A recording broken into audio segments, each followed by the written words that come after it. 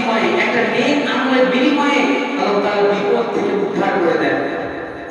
আমি একটা ছোট বনি ইসরাইলের একটা ছোট ঘটনা বলি সংক্ষিপ্ত আকারে। বনি ইসরাইলের সময় তিনজন ব্যক্তি ছিলেন যারা লম্বা সফরে বাইর হয়েছেন। তো তিনজনেই তিন ধরনের তিন পেশার ব্যক্তি ছিলেন। তিনজন ব্যক্তি যখন লম্বা সফরে বাইর হওয়ার পর মরুভূমি দিয়ে তারা যেতেছেন। তো মরুভূমি দিয়ে যাওয়ার পথে তারা যেতে যেতে এক সময় হঠাৎ করে আকাশটা অন্ধকার হয়ে গেলেন। আকাশটা অন্ধকার হয়ে যাওয়ার পর তারা সঙ্গে সঙ্গে ঝড়ের মতো অনেক জোরে বাতাস উঠে গেছে। অনেক জোরে বাতাস চলে আসছে। বাতাস আসার কারণে তারা আশেপাশে দেখতেছে কোথায় লুকানো যায়, দেখতেছে একটা গুহা। তখন ওই গুহার ভিতরে গিয়ে তারা ঢুকে পড়লো। গুহার ভিতরে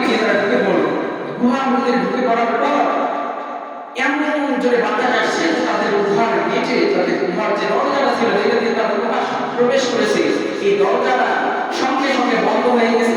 একটু ফাঁকা নাই, বড় পাথর দিয়ে। তো যখন ঝড় থেমে গেল, তারা তো এই স্বাভাবিকভাবে নিয়েছিল এই পাথরটাকে। তারা সবাই মিলে এবার চেষ্টা করতেছে, জোরে জোরে ধাক্কা দিতেছে যে এই পাথরটাকে সরাই তারা বাইরে চলে আসবে। কিন্তু তারা অনেক টাইম ধরে ধাক্কাধাক্কি করতেছে, পাথরটাকে তারা এক চুল পরিমাণ নড়াইতে পারতেছে না। এবার তারা বুঝে গেল যে তাদের এখান থেকে সহজেই বাইরে হয়ে আসা সম্ভব না। তাদের সহজেই সেখান থেকে বের হয়ে আসা সম্ভব না। যদি তাদেরকে সেখান থেকে একমাত্র বাইরে করতে পারে তাহলে আল্লাহ তাআলাই পারবেন। তাদের মধ্যে এমন একজন ব্যক্তি ছিলেন, তিনি তাদেরকে বললেন যে আল্লাহ তাআলা রব্বুল আলামিন ভালো আমল, নেক আমল, যে আমলটা আল্লাহ তাআলাকে সন্তুষ্ট করার জন্য, আল্লাহ তাআলাকে রাজি খুশি করার জন্য করা হয়েছে, সেই আমলটা দিয়ে যদি আল্লাহ তাআলার কাছে কেউ দোয়া করে, সেই আমলটার ওসিলায় আল্লাহ তাআলা রব্বুল আলামিন সকল ধরনের বিপদ থেকে উদ্ধার করে দেন। এবার প্রথম ব্যক্তি বললে আমার একটা ভালো আমল আছে, যে আমলটা আমি আল্লাহ তাআলাকে দেখানোর জন্য করেছি, আর কাউকে দেখানোর জন্য করি নাই। এবার বলল যে হ্যাঁ, আপনি তাহলে শুরু করে দেন। সে এবার তার প্রথম দোয়া আল্লাহ তাআলার কাছে শুরু করে দিলেন যে আল্লাহ, আমি রাখাল ছিলাম, আমি তিনি কি করতেন, গরুর দুধ বহন করতেন। দুধ বহন করার পর সেই দুধ সর্বপ্রথম তার মাকে দিতেন, তার বাবাকে দিতেন। তার মাকে এবং তার বাবাকে না দেওয়ার আগে তিনি কাউকে দিতেন না। তো একদিন যখন দুধ তার মাকে দিতে গেলেন, তার বাবাকে দিতে গেলেন, যাওয়ার পর দেখতেছেন তার মা ঘুমাই গেছে, তার বাবা ঘুমাই গেছে। তিনি এখন তার মা বাবার ঘুম না ভাঙানোর জন্য, তার মা বাবাকে ডাকানোর না জন্য, তার মা বাবাকে কষ্ট না দেওয়ার জন্য দুধের বাটি নিয়ে দাঁড়িয়ে আছে। তার সন্তান এসে কান্না করে তার কাছে দুধ চায়, খাওয়ার জন্য, কিন্তু সে দেয় না। বলে আমার মা বাবাকে না দেওয়া পর্যন্ত, আমার মা বাবার হক আদায় না করা পর্যন্ত আমি কাউকে দিতে পারবো না। তিনি সারা রাত ধরে সেখানে দাঁড়িয়েছিলেন। এই যে সারা রাত ধরে দাঁড়িয়েছিলেন, এটা তার মা বাবাকে খুশি করার জন্য না, তার মা বাবার খেদমত করলে আল্লাহ তাআলা রব্বুল আলামিন খুশি হয়ে যাবে। আল্লাহ তাআলাকে রাজি খুশি করার জন্য এটা করছেন। এবার যখন ফজর বেলা তার মা বাবা বুঝতে পারছেন, এবার তার মা বুঝা পড়ার পর বলতেছে, বাবা সারা রাত ধরে দাঁড়াই আছো, সারা রাত ধরে দাঁড়াই থাকার কারণে তার মা তার বাবা খুশি হয়ে তার জন্য দোয়া করে দিলেন। তিনি এবার আল্লাহ তাআলার কাছে এই দোয়াটা নিয়ে কান্না করে আল্লাহ তাআলার কাছে বললেন, আল্লাহ, এই দোয়াটা শুধু আমার মা বাবাকে সন্তুষ্ট করার জন্য ছিল না, আপনাকে খুশি করার জন্য ছিল। আর এই দোয়াটা এই ভালো আমলের ওসিলায় আল্লাহ তাআলার কাছে দোয়াটা এতটাই গ্রহণযোগ্য হয়ে গেছে, সঙ্গে সঙ্গে পাথরটা কিঞ্চিত পরিমাণ সরে গেছে। এর আগে এমন অবস্থা ছিল যে তাদের সেই গুহার ভিতরে অক্সিজেন, তারা যে নিঃশ্বাস নিতে এইটারও সমস্যা হয়েছিল। এখন এতটা ফাঁকা হয়েছে, তাদের হাত পায় না, ফাঁকা হয়েছে, তারা এখন বেঁচে থাকতে পারবে, নিঃশ্বাস নিতে পারবে। এখন আরেকজন ব্যক্তি দোয়া করতে শুরু করে দিল যে আল্লাহ, আমি ছিলাম এমন একজন ব্যক্তি, আমার আকারে অনেক লোক কাজ করতো, আমি এমন ব্যক্তি ছিলাম আমার আকারে অনেক কাজ করতো। আমি একটা সময় অনেক শ্রমিক দিয়ে কাজ করাইলাম, সব লোকদেরকেই আমি টাকা দিয়ে দিয়েছি, কিন্তু একজন লোক পারিশ্রমিক না নিয়ে সে যে কোথায় উদাও হয়ে গেল।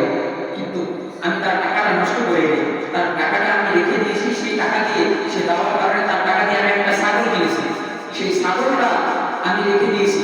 সেই লোকটা অনেক দিন পর, 10 বছর প্রায় পর, সেই লোকটা এসে আমার কাছে যখন তার পাওনা টাকাটা চাইল, আমি সে যতটুকু টাকা পায় তাকে কতটুকু যদি দিয়ে দিতে দিতাম সে ততটুকুতে খুশি হয়ে যেত, ততটুকু পেয়ে সে এতটা খুশি হয়ে যেত যে বলার মতো না।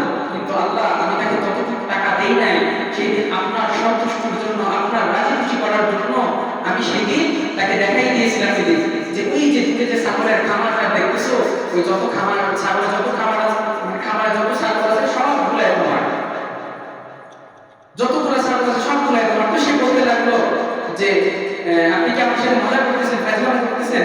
বলতেছে না, আমি চলে গেছি তোমার ওই টাকা দিয়ে, আমি একটা ছাগল কিনেছি, এটার পরে বাচ্চা দিতে দিতে আজকে এতদিন পর এতগুলো হয়ে গিয়েছে। তো সেই লোক সে সবগুলা নিয়ে হাসতে হাসতে চলে গিয়েছে। আল্লাহ এইটা মানুষ দেখানোর ইবাদত ছিল না, এটা একমাত্র আপনাকে রাজি খুশি করানোর জন্য ছিল। তো এবার এটার জন্য এটা শোনার পর আল্লাহ তাআলা রব্বুল আলামিন এই দোয়াটাও তাদের কবুল করে নিলেন। আল্লাহ তাআলা রব্বুল আলামিন রাজি হয়ে গেলেন, খুশি হয়ে গেলেন।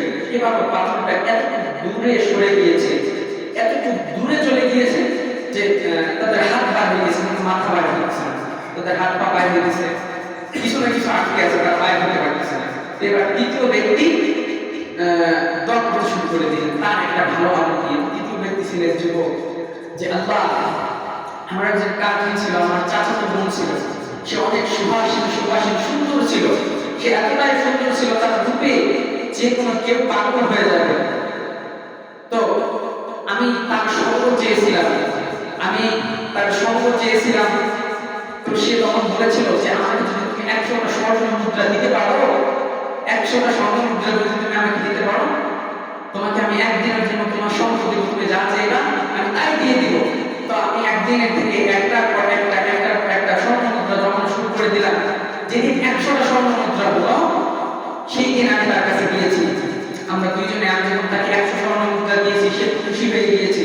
সে খুশি হওয়ার কারণে সে আর আমরা কিন্তু একটা বন্ধ ঘরে চলে গিয়েছি। বন্ধ ঘরে যাওয়ার পর আমরা জানলা দরজা সব কিছু লাগাই দিয়েছি, সেও আর আমিও। আল্লাহ আমরা দুইজনে খুব নেকেট অবস্থায় ছিলাম। সেই অবস্থায় থাকার পরেও যখন সে আমাকে বলেছিল যে হে আমার চাচাতো ভাই, তুমি আল্লাহ তাআলাকে ভয় করো, তাকুল্লাহ, আল্লাহকে ভয় করো, আল্লাহকে ভয় করে তুমি আমার ইজ্জত নষ্ট করিও না, তুমি আমার ইজ্জতের দিকে হাত দিও না, তুমি আমাকে ধর্ষিতা করিও না। তো যখন আমাকে বলছে তাকুল্লাহ, আমার হৃদয়ের ভিতরে আল্লাহকে ভয় ঢুকে গিয়েছে। ওই অবস্থায় সহজে ফিরে আসা সম্ভব না, কিন্তু আল্লাহ আমি আপনাকে রাজি খুশি করানোর জন্য সেখান থেকেও ফিরে এসেছি। আল্লাহ তাআলা রব্বুল আলামিন খুশি হয়ে গেলেন। সুবহানাল্লাহ। আপনারা কি শুনতেছেন?